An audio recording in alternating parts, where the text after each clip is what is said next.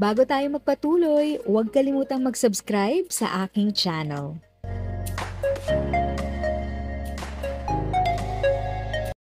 Thank you sa pag-click ng aking video.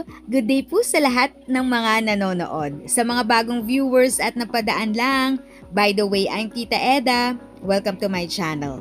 Ang channel na maghahatid sa iyo ng dagdag kaalaman tungkol sa government services, bagong mga balita at informative videos na galing sa legit na resources. Mag-subscribe na para updated ka.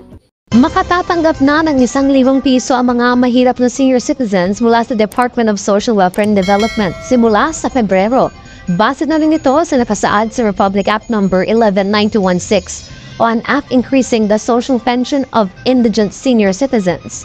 Mula sa 500 pesos ay magiging 1,000 piso na ang kanilang buwanang pensyon.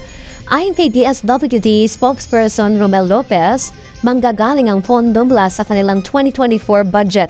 Inagdagan ang pensyon ng mga senior citizens upang matugunan ang kanilang pangailangan lalo na sa pagbili ng mga maintenance o gamot.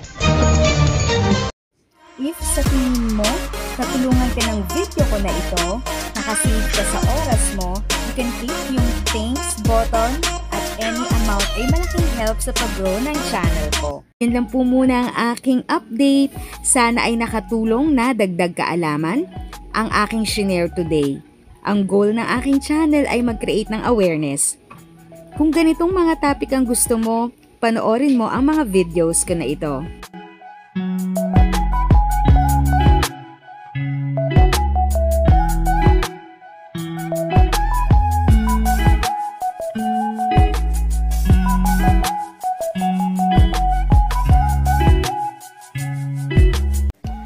Thanks for watching! Kung may kapamilya, kaibigan o kakilala sa tingin mo ay magiging interesado sa video, please share or tag sila sa comment section. At syempre, if nagustuhan mo ang video, i-like mo na ito at subscribe ka na din.